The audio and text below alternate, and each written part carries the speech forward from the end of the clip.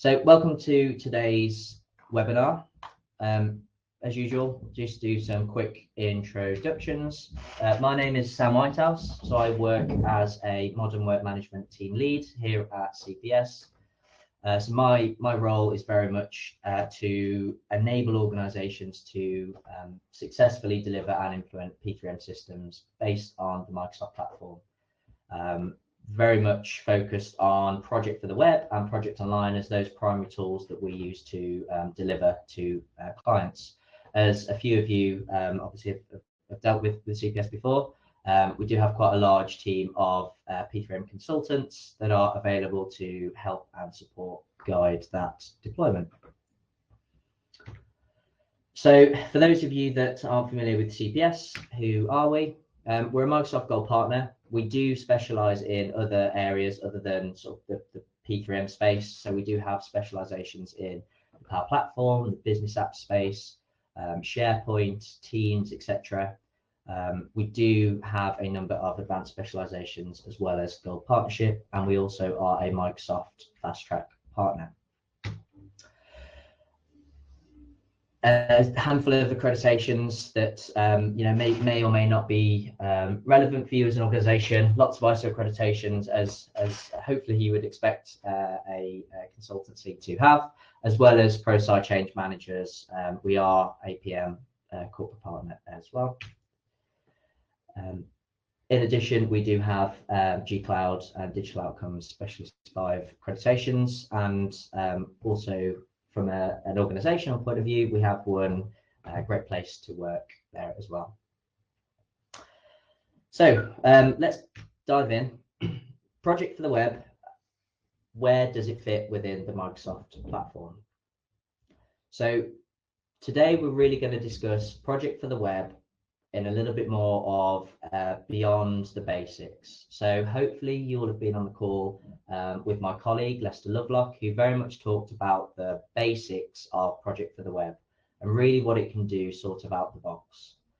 What we're going to do today is really delve a little bit deeper into its capabilities, and to do that we need to understand where Project for the Web fits into the Microsoft sphere. So Project for the Web, if you look on this image, it actually fits within the Power Platform. Now, for a lot of organizations, the Power Platform is something that's a little bit new, maybe a little bit scary at times. But for other organizations that maybe have been running Dynamics for a little bit longer, a little bit mature in that space, the Power Platform is a very welcome space. It allows organizations to create and deliver low, no-code platform solutions based on a number of key enabling areas. So Project for the Web as an app that sits within your organizational tenant actually sits within the Power Platform. So any data that you collect around project information, risk information is all stored within the Power Platform.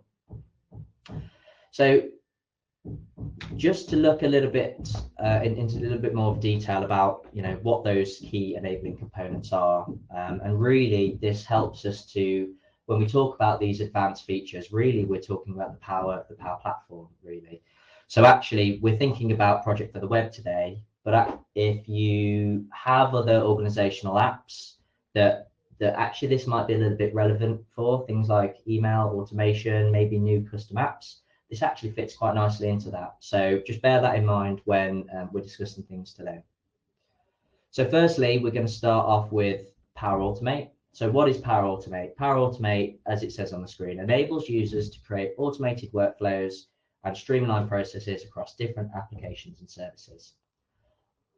What that means in practical terms is you can use Project for the Web and you can create what's called a Power Automate flow to do things like email notifications. You can create lifecycle workflows, you can set daily reminders, you can do you can actually use it to automate various tasks and activities as well. So think of Power Automate as that app that you can create, or flows that you can create, really just to help automate those repeating processes. Power Apps. is the next key tool. So Power Apps is actually, Project for the Web is fundamentally a Power App. Okay, so what a Power App is, allows organizations to build custom apps without extensive coding, ultimately simplifying the development process and empowering businesses to create tailored solutions. So what does that mean? If you wanted to create a HR absence app, you can very easily create that with a Power App. If you wanted to create an absence app, you can do that as well with Power Apps. Think of any business line applications that you currently have that might be external or that might be using custom development or custom software that you've purchased. What you can actually do is bring those business line of business applications into the Power Platform and create your own low no-code solutions. So Project for the Web is a Power App, as you can see on the screen, and hopefully you've because this is sort of beyond the basics, hopefully you will have used Project for the Web and know the sort of out-of-the-box capabilities. And the final one is, I've got my apps. I've automated some of the mundane features. I've gotten some, really nice notifications. I've made some repetitive processes a lot easier. But actually, I want to start reporting on it. So this is where Power BI, the third of the three main applications in the Power Platform, really comes in. So Power BI is a visualization and data analysis tool. What you can do is you can link Power BI to Power Apps to ultimately give you MI data. The power of Power BI allows you also to not only look at data within one system, but actually look at data within several systems and link them all together. So really you get this powerful tool that enables that. So just going back a couple of slides to the starting point. So just to recap, the Power Platform is a low no-code platform, and actually it has several standalone supporting applications. The three key applications that we're going to discuss today and really just look at some of their features in relation to Project for the Web are Power BI, Power Apps, and Power Automate. So thinking about that in terms of Project for the Web. So out of the box, what does Project for the Web give you? So Project for the Web is very good for your task management. As you can see on screen, I've created an email campaign and I've got a series of tasks and I can go through and update them. Very, very good for very quickly setting up projects and your task management and schedules. What it doesn't have, however, is things like reporting. Again, it doesn't have some of those more advanced features. So actually what we're going to talk today about is leveraging those applications to give us what we call beyond the basics and actually allow us to have not only reporting, but real-time reporting. I'll explain what that means in a second. We can leverage some advanced data security. So for organizations, if you work in a company that really does need to be mindful of data, what data gets updated, who can see that data. We're going to look about the advanced features there. For just scaling out your P3M maturity in the tool by having things like RAID logs. So, we can create risks, issues, assumptions, decisions, dependencies, whatever logs that you have that support your P3M practices. We'll talk about building them out. Resource management, so that's a key one. How do I know who's free, who's available, who's working on what? Do I have the capacity to pull more projects in? All possible with Project for the Web. We're going to discuss some custom business rules, actually what they mean, and also notifications. So again, send me a summary of all projects that I'm working on. I haven't filled out my project status this month. Can Teams ping me a note to say fill it out and then prompt me to populate some data? Using Power Automate, we can do things like improve our lifecycle flow by having automation and having a proper full lifecycle automation flow that enables us to have or enforce data by forcing people to fill out their information before it goes to the next stage. And finally, the one at the top, because this is probably quite a biggie for a lot of organizations, third-party integration. Okay, So we will cover an example of that, and we'll talk a little bit about what third-party integration might mean for you as an organization. Okay, so what I'm also going to do is extend this by showing you a demo of the tool, if I can find it. Okay, so the first thing that we're going to talk about is real-time MI.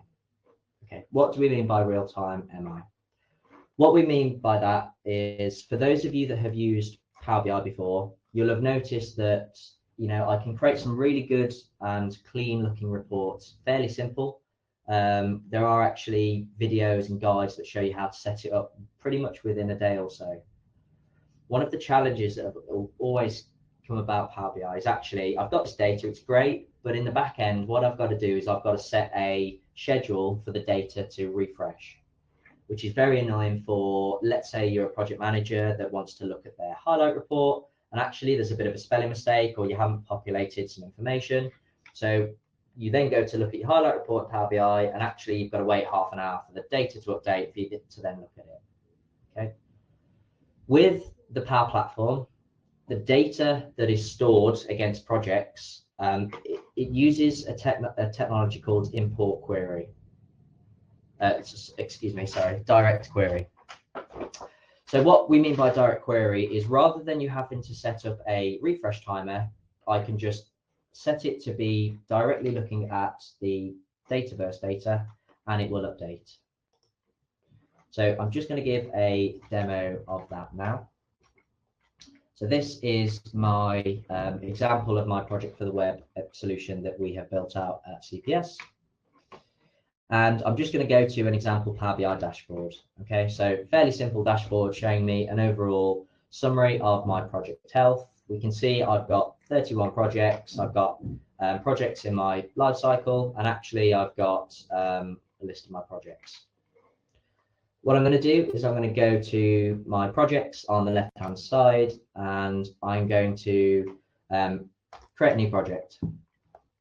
Okay, so I'm going to call this project project for the web implementation. Okay, can give it a project manager, and I'm just going to save that record.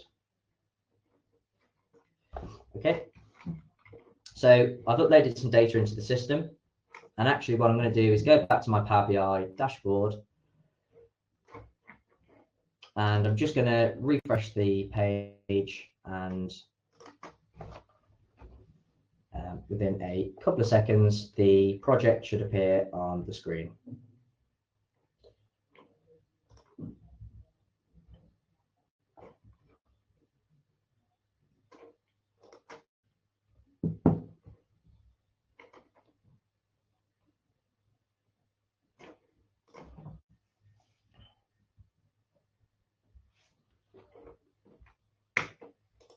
There we go. So we've got the project for the web implementation project.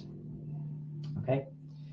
So thinking of this as a business case, really what to use this technology for, it's really good for, again, that sort of live scenarios. So actually I've got a list of data. I'm going to use it to really make my MI reports as live as possible. Okay. So the next thing on the list is the advanced data security. So what we mean by this is, project for the web out of the box provides some level of security. Out of the box, what you get is the ability to create a project in the system, and you can link the project. So I'm just going to find the project that I created, which was the project for the web implementation.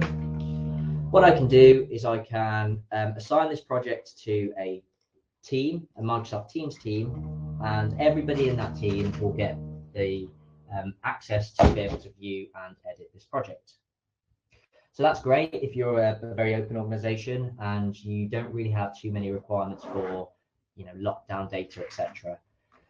So what we can do is we can leverage the advanced data security.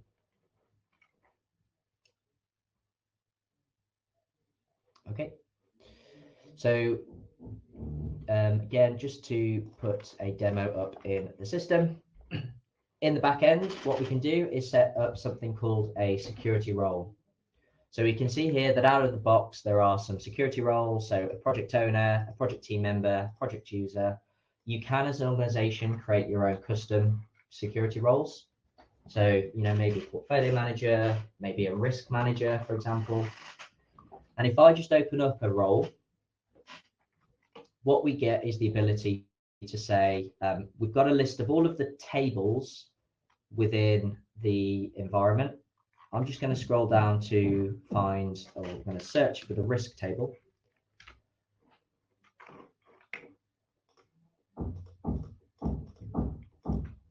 Okay, so here is my risk table. So what I can do here is I can say, well, actually, this role, can they create records? Okay, so can they create records, yes or no? Can they read records? Can they write records? Can they delete records? Can they append items to the records? So what this ultimately means is you can have varying roles that you can assign either individuals or Active Directory groups to, and you can be very specific about what tables they can edit, update, delete, etc. You can go a step further that says, actually, I have business units within my organization. So let's say I have 3 or 4 business units. I can only add, update, delete items within my business unit, or you can set up hierarchies effectively and say, actually, the business units below me, I can also create, read, write, etc. So again, what this gives us is the ability to be very custom with who can see, edit, update, delete, etc., or who cannot. But also, just going back to my my screen here, I've got the ability to have what's called column level security. So what column level security allows you to do is for a number of fields. I'm just going to go to I'm just going to go back to a project. Let's say, for example, the project name is a field that you don't want users to update. Maybe only administrators or your PMO group are people that need to update this. Everyone else, well, they just can't update it. What you can do in the back end is you can actually define fields that have what's called column level security. And once that's clicked, again, you can then go back to your security settings and say, well, only the PMO can view, edit, delete, or view, edit the information within that column. Okay. So lots and lots of options around your data security. Okay, so firstly, you can create your own custom groups, and you can assign those groups to, again, Active Directory groups. Maybe you might have Microsoft 365 groups using teams that you want to assign.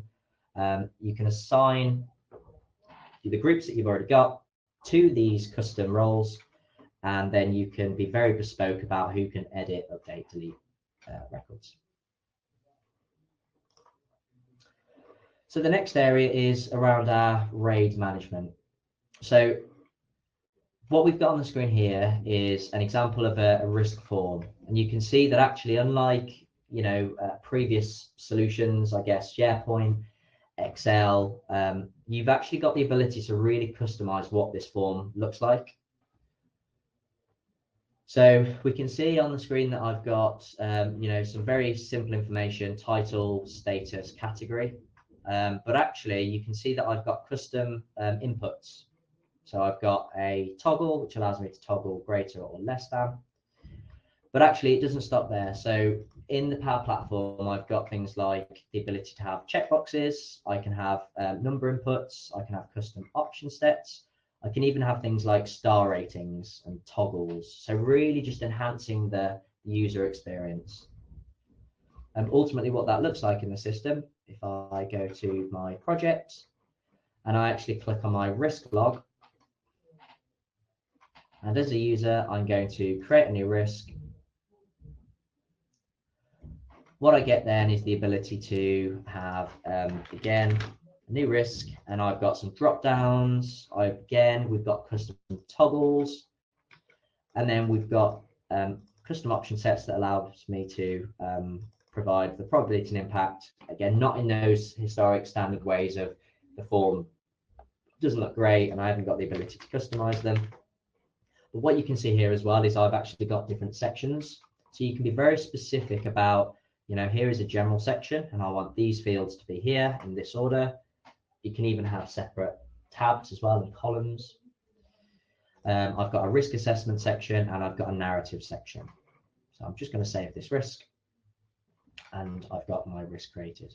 But what you can do is you can go a step further. Actually, we talked about leveraging Power Automate to automate some of those repetitive processes. What I've got here is I've got an escalate to issue. So let's say my risk becomes an issue. Historically, what would you have had to do? Maybe close, you know, set the risk status to be closed, recreated an issue in the issues log and, you know, repopulated some of the data because, you know, probably fairly similar. And there was no real way to link the two together. What I can do is set up a custom Power Automate flow that looks at this field here. And I can say, if any of the risks set this to be yes, I'm going to save this. A Power Automate flow will run in the background. It will, again, do exactly what I've just mentioned in that process, but automatically. It will create an issue with the data that I've that's from my risk record. So things like its impact, maybe its proximity, maybe it's assigned to, and then relate the two records together. So it will automatically do that for me within the system. Okay. And again, the theory is the same for any log. So we have just talked about risks, but if you've got custom issues, custom assumptions logs, we can see here actually that I've got drop downs, which is red, amber, green. So really, really getting into that sort of customization, all possible within the system. They work in the very same way. So if you are able to create a risk form and make it look nice and pretty and do clever stuff, the theory is you can do that to the rest of the logs. What I've also got as well is the ability not only to see projects at a local level, so my risks here that are local to this project, I've also got the ability to look at them holistically. So thinking about maybe that program or that portfolio view of all the data, you can see along the left-hand side, I've got a risks area. So actually, you know, rather than creating a Power BI report that you then, you know, maybe need to go to the data to change, why not just create a view that looks like this? You know, it saves you from having to create and author custom reports, and you get to see and edit the data live. Okay. So I can easily configure for any of the lists that I create in Project for the Web, these global style views. So all of my risks, I can see here very easily the title of the risk, what project the risk is from. I can even do things like look at what program the risk is on, and I've got all of the data here. And depending on your access, you can actually edit this grid, very similar to as if it was an Excel style grid with all my toggles and all of that good stuff.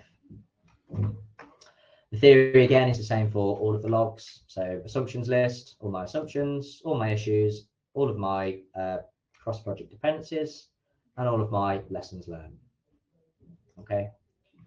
So lots of options that allow you to not only just have a risks list or an issues list, but actually customize it, make it look nicer, automate some of the mundane processes, and also view data holistically if you want to.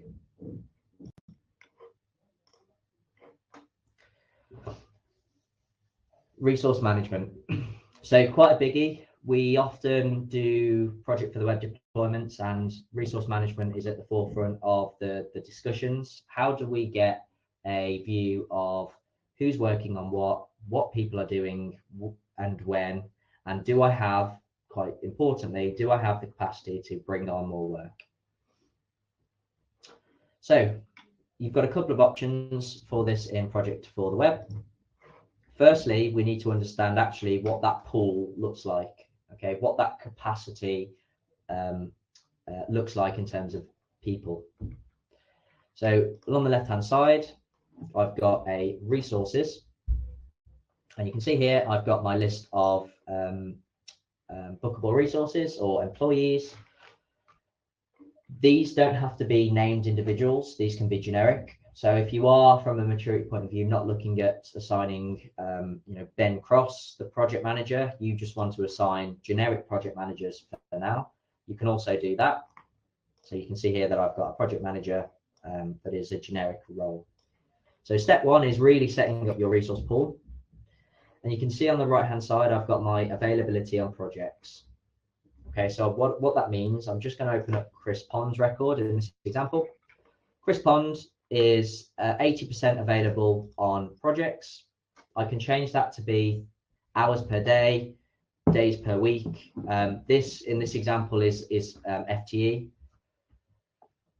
availability on projects. So he's sort of 80% on projects, 20% on non-projects, and we can configure in the back end what that actually means. So in our example, 80% is 100% is 37.5. So the system will then calculate what the percentage is of that.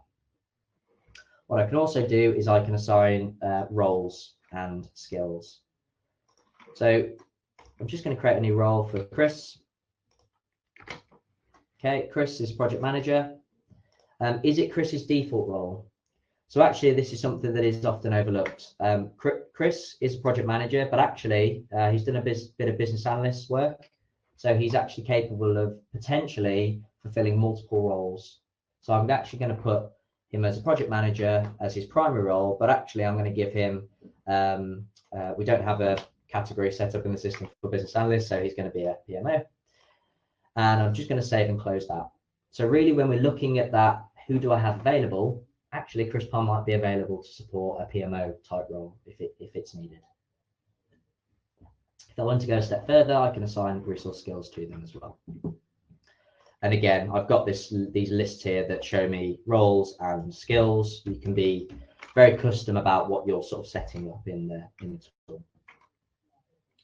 So step one is setting up your pool of resources with their capacity. Step two is assigning the resources to projects. So I'm just going to go to my project for the web implementation. There it is. So we've got a couple of options for this.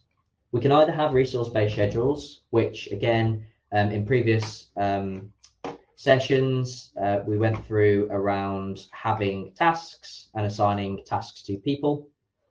But actually what I'm going to talk about here is called a resource plan.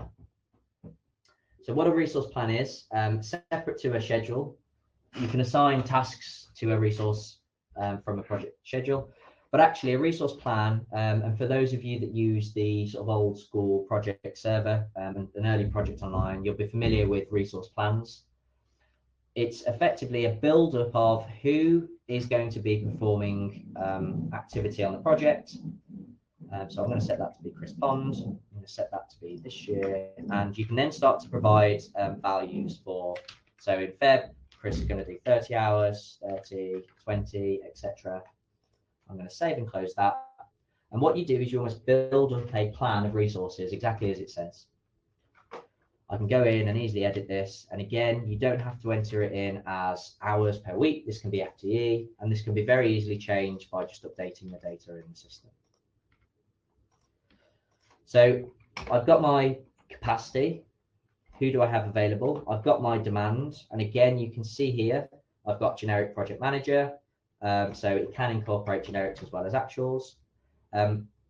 What I need to do now is I need to look at that across all of my projects. Well, actually, I can leverage Power BI to give me that answer. So I'm going to look at a Power BI report that is my capacity and demand reports. And what we've got here is a month-by-month summary. So this line here, as you can see on the screen, is your capacity. So in August, our capacity in hours is 1,398. And our total demand is 824. And what I can do again is Power BI is I can break that down by role, and these reports are live, so I can view it by team member, delivery consultant, the project managers, and it will filter the table below me, which shows not only a holistic view of that data, but the individuals. Okay. So what we're looking for here in this report is actually, you know, until June, July, we're pretty much at capacity. So the bar, i.e. the demand, is very close to that line. So all that means is the work that we've got is very close to the work that we have available. When we want to look at potential work, future work, we can see here that in July, August, September, we've started to get a bit more of a gap. When we look into sort of next year, January, February, we can see the gap between the work that's been allocated either via the project schedule or the resource plan isn't that great, 522 hours, but actually we've got 1,300 available. So we do have some time here to book that in. And actually what we've seen organizations do is have a flag on their projects to say whether it's a proposed project or an actual project, and then we can use things like filters on the right hand side to say, show me my proposed projects and where they fit in and filter them in and out. And again, because I've defined roles, I can say who is a project manager and or not. And then I can look down this list and I can very clearly see Chris Pond from an availability point of view is available pretty much throughout the months. But actually, if I look at Adriano, he's minus 35 hours until June. So from a resource point of view, I actually need to flatten that out. I need to reassign him probably to another project manager, maybe Lester. Lester looks like he's got a bit more time. Okay. So lots of options around that resourcing in the system. Next, we're going to look at data auditing and notifications. So really, I guess we're putting on a bit of a PMO hat on now. Firstly, how do I send emails out to people that have tasks? How do I send an email out to somebody that is on a new project? Maybe let's say somebody has a risk and the proximity is in the past. What I can do is I can use, again, Power Automate. So what I can use Power Automate for is I can create triggers, and I can send emails to users, to all users, to basically say exactly that. So I'm just going to show you an example here. Task reminder, you have tasks to do, and I've got 18 project tasks that are late or due in the next 17 days. So I've created a Power Automate flow that looks through all of the tasks in the projects, when they're meant to be finishing, and what their percentage complete is. So there's no excuse from anyone to say, you know, I haven't seen the task isn't in the system. It is, and guess what? You've got an email for it, and we can audit that and check to make sure. And that is similar for anything. So I've been assigned a task, I've been built on in a resource plan, I've been added to a risk or an issue, etc. I can actually take this a step further and go, well, emails are great, but a lot of organizations are now moving to Teams. So I can start to, as well as get these sorts of reports in there, I can start to look at things like compliance. So let's say I'm a project manager and I am required every week to fill out a project status report. What I can do is create a Power Automate flow that loops through all of the projects, checks to see which ones have updated their project status. And if they haven't, guess what? I get an email to notify me and say, you haven't updated your status. Could you please provide a RAG? I'm going to say this week my project was red. And then what that'll do is feed that back into Project for the Web for you. So not only will it send you reminders, which is great, but it also allows you to interact back with the tool and say, project's out of date, you need to go and update it. And we can set up this to be, again, pretty much whatever is needed from a feedback. Your risks need to be updated. Can you provide a commentary? You've got an outstanding project status, etc. The final thing from an auditing point of view, I'm just going to go back to my screen here, is we can set up custom business rules. So what a business rule is custom business data that you have that says, if a condition is met, so let's say if a project is red, I can then do other actions. So I'm just going to open this up here. So let's say if my project is red, or I've set the project as the status is red, I can then set other fields to be required. I can show messages to say, now need to do this. I can lock certain fields. So I can say if it's red, actually, I'm going to lock a few fields and you've got to fill out this data, etc. So you can be very specific about what custom business logic you have. So again, I'm going to show you what that looks like. So project manager, I'm coming into my project for the web implementation. Everything's all green. That's great. I'm going to save my record and it saves absolutely fine. I'm actually now going to set my overall route to red. And this is where the custom business rules come in. So you can see straight away on the screen. So the way I've set it up is if it's red, actually you need to provide some commentary and you need to tell us what's been accomplished and what's planned. And also I get a little notification here that says these are required fields and must be filled in. Okay, so again, I'm just going to fill in these with test, save that, and it will let me save my record. And again, that custom business logic only applies the second that I set my overall to red. I've also created another couple of business rules. So for example, if the project is standalone, I'm going to set the project to be standalone, i.e. it's not part of a program. You can see here that I've hidden the program field and now I've got the portfolio. So if you think about your hierarchy of project programs and portfolios, often you get a project that isn't part of the program. So what this allows you to do is say, if this is a standalone project, this one isn't in this example, so I can link it to a program. If it is, you can see here that I've shown and hidden certain fields. Okay, so you can be very specific about custom business logic that you can apply. And again, as mentioned as before, that can apply to risks, issues, any sort of list that you create. Typical ones might be, again, your risk due date is in the past. You can't save the form because actually, if a risk is in the past, it's an issue, right? So, really just starting to enforce that good data quality. If you want to, you can also set up custom lifecycle flows. So what we mean by this is projects go through typically a standard lifecycle flow. We can see at the top, as soon as I've created my project, I've got this nice lifecycle flow that tells me exactly what stages my project is going to go through: pre-project, initiation, design, delivery, close, benefits, etc. And currently I'm in pre-project. So what we can tell the system is what your custom lifecycle flow is. If you do have multiple, that can be set up as well. Maybe you've got different logic or different flows for different types of project. But actually, as a project manager or as a PMO, it can be locked down so that only certain people can push this to the next stage. I want to push this now to initiation. What I can do is I can set up that certain fields are required. So I cannot go from pre-project to initiation without a description. Again, starting to enforce some of that good business data.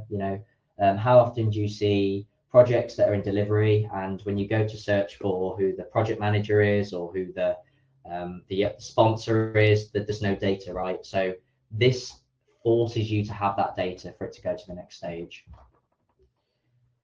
Define a business unit. What I can also do as well is I can run custom flows, like custom approval flows. So I can go and send an approval if I want to by clicking a button, or I can simply just run to the next stage. Okay, now you'll see I'm now in initiation stage. And there's some really nice logic in the back end that allows me to see, how long a project has been in a particular stage for, and I can get some nice MIM metrics off that as well. Similar concept to move from initiation to design. I can fill out some fields. You can see there that I jumped straight from initiation to design without filling it out. So you can also, as well as having it as required, so anything in the system that's required has got a red asterisk. I can also say, it's not required, but actually we'd like it to be filled out. I guess in reality, 9 times out of 10, it's sort of required, but it's nice to have that option to say, maybe start thinking about a finish date in the initiation stage. So again, we can tie this all in with Power Automate, have triggers as soon as it's gone from initiation to design, send an email to a load of people. I mentioned we can have custom approval flows. We can send that to every man and their dog to get an approval before this pushes automatically to the next phase.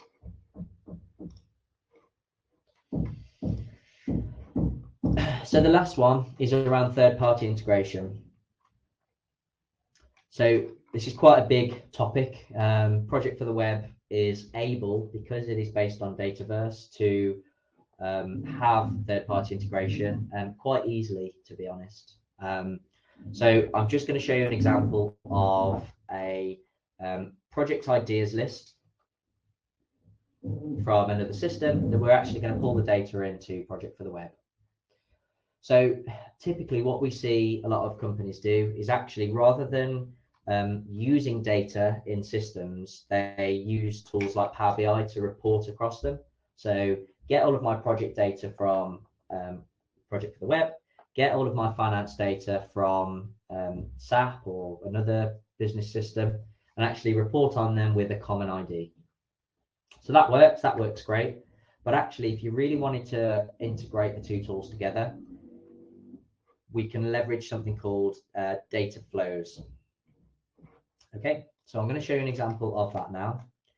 Again, this is a very simple example of an integration, but in theory, if you wanted to integrate it with pretty much anything that Power BI can connect to, I would say. So any SQL databases, and Google type systems, SharePoint, all that good stuff, it is capable of getting that data, obviously, as long as you've got access to it.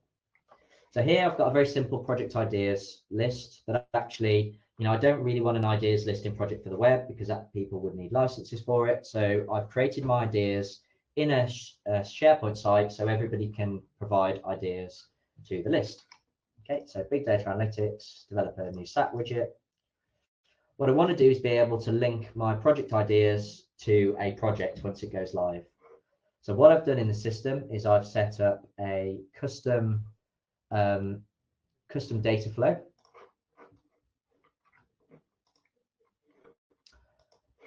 So in the system, in the back end, I've got a data flow, which is a project ideas import.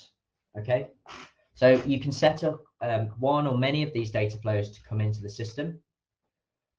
You can refresh it at any time to bring the data into Project for the Web. And also you can edit the settings. So you can set it to be, every hour, I think you can go down to every minute. Okay, so every minute, go and synchronize the data between the two systems. And what it effectively does is it creates a shadow table in Project for the Web in Dataverse. Okay, so under the bonnet, I've created a hidden project ideas table in Dataverse, and I've got a data flow, a flow that runs and synchronizes the data from here into Project for the Web. Okay, so I'm just going to refresh this data flow. And at the same time, I'm just going to show you what the output looks like in the system. Okay, so we can see here I've got my project ideas list. I'm going to click on this, and actually what it looks like for any user is it just looks like data in the system, right? So we can see, again, as I showed on the screen, I've got big data analytics, develop a new SAP widget, etc. The data is there available for me to use. So think of examples of maybe your finance data that you want to bring in the tool and show a summary of your finances across your projects. Project ideas request is exactly that.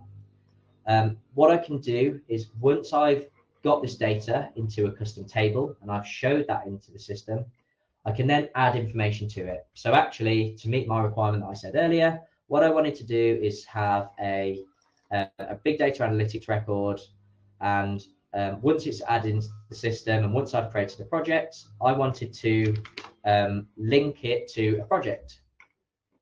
Save and close. So now we can see I've got my big data analytics record. That's data is always going to be pulled and updated from this ideas list until I tell it otherwise. So if I updated this to big data analytics 2, it'll pull and update this data here automatically. But actually the custom data that I've laid on top of it, so related projects, that will always be there available to me. So again, the theory is you can create custom data flows that harness and ingest data from external data sources and almost create shadow tables for you, which you can then leverage and add fields to, add records and synchronize to your heart's content. So just another option there, really. You don't just have to, I guess, like view the data in Power BI. You can actually truly sort of integrate them.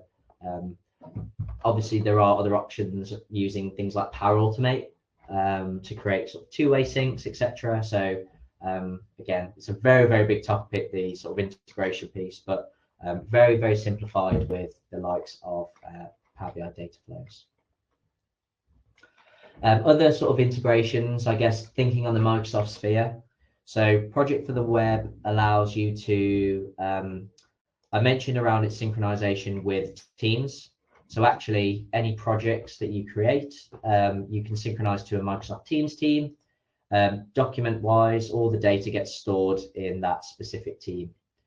You can also set up custom document libraries. So every project you create, you'll get its own sort of document library within its system.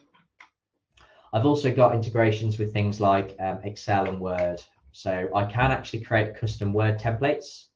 So things like your PIDs, things like your project status reports. If you're an organization that actually still needs that hard copy Word templates, I can generate PID documents, not manually, as a lot of project managers have to do, automatically, and whenever I need it, I can sort of download the document and it will take the data from this record and produce a PID for me. So we've gone from a state of, you know, I've got two sort of data sources typically. I've got maybe Project for the Web, and actually I've got this PID Word document I've constantly got to update, which is a bit of a pain. Actually, a PID truly becomes live, which ultimately is what it's meant to be, right? I produce my PID as I need to, whenever, using my Word templates.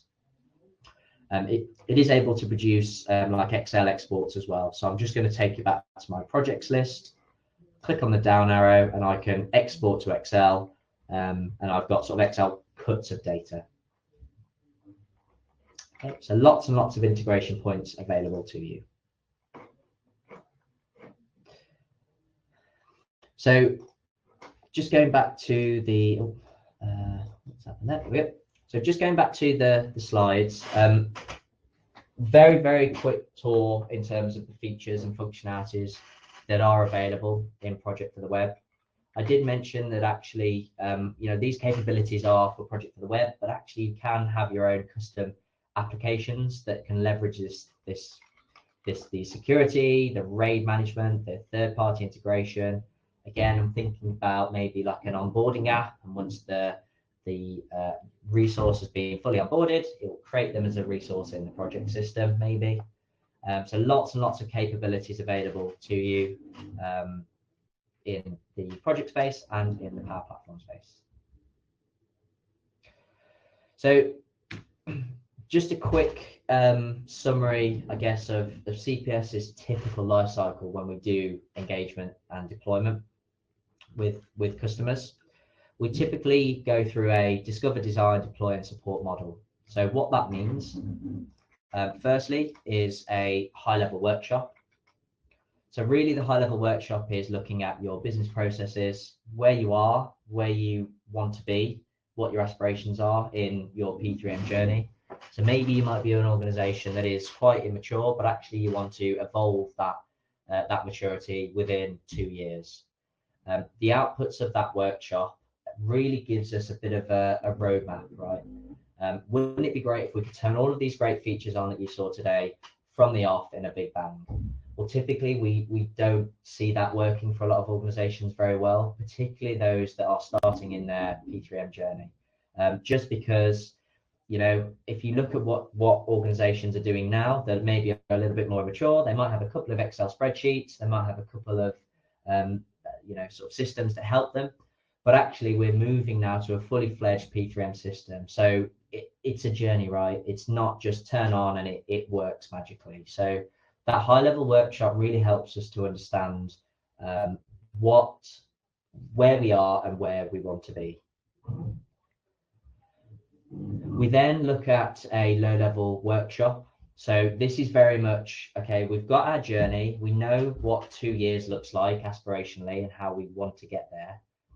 What are we going to do right now? What is our initial deployment going to look like? And again, functionality wise, that might be super simple. The resource capabilities, maybe just a list of projects and maybe some simple reporting as an example. Okay, so high level is a bit more overview, a bit more longer period. Low level is very sort of tactical. What are we going to do right now? We then move over into a build and UAT phase. So we built the system with all of its features. Again, super simple or super complicated. We go through a UAT period with clients to make sure that actually the system A works and B is fit for purpose, meets those needs of phase 1 in the high level, and also configuration is exactly what the low level workshop says. We then move over into a go live period. So we migrate the system to a live environment, which is again very, very easy within the Power Platform to move from test to production. And then we migrate data. So migrating data is always a thought, maybe during or sometimes even after the system's been deployed. How are we going to get our current data from Excel or SharePoint or wherever that system is to Project for the Web? The answer is it depends. There are a few models that we've used that work really well. Automatic migrations can work, but typically the migrations that we see work well are those that we run training and we get project managers and users to migrate their own data. So yes, it's a little bit longer. Yes, it takes a little bit more time to actually get that data across. But what it does, and it does well from the feedback that we receive, is actually it's almost taught us how to use the system at the same time as us moving the data. And to be honest, our risk log were a bit out of date anyway, so it gave us a good opportunity to have good data in the system from the get-go. So lots and lots of options around that sort of migration piece. And then typically we do go into a sort of support model. So training, user training, administration training.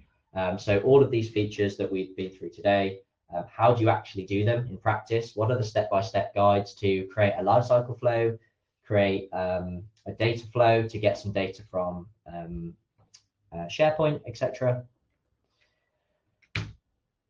And then obviously looping back around to the high level workshop, any potential future phases. So, you know, we've talked about phase 1, we're 6 months down the line, we're really confident with our data, our users are all happy. Let's get the system a little bit more advanced, let's say. Let's work on items that we discussed in future phases.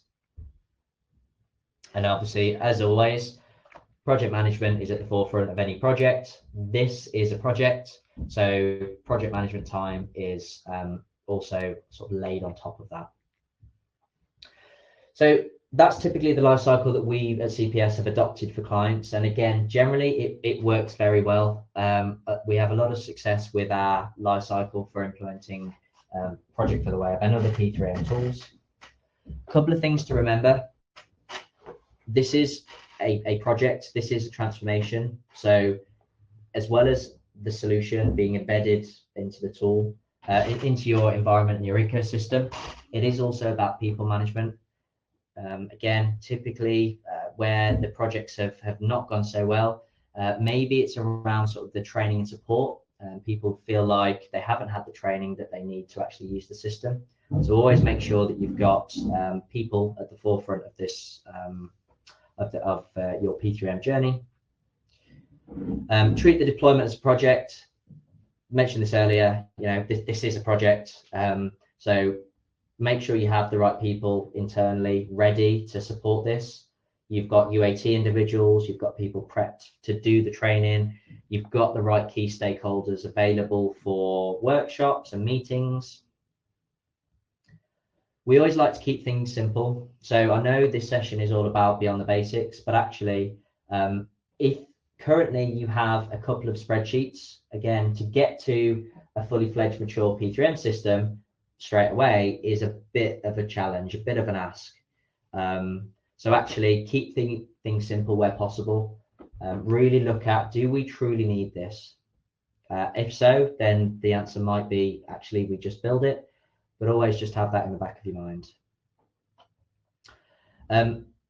Tools are great. We've seen some really nice automation around, emailing the project managers around their project status, automating some of the mundane activities, but actually people are still at the forefront of the system. If those people aren't there, you don't have those supporting, people to help if there are any issues in the system. If you don't have the project management support to actually put the data in the first place, the tool becomes useless. The tool is as good as the data that is in there, and that data gets inputted in the majority by the supporting individuals. Okay, so I think we've got 1 minute to spare. We don't normally finish on time, actually, so it's quite good that we've got a minute left. So I just wanted to say thanks again for your attendance. We do have quite a large audience here today, so very nice to see. We've got a couple of upcoming webinars.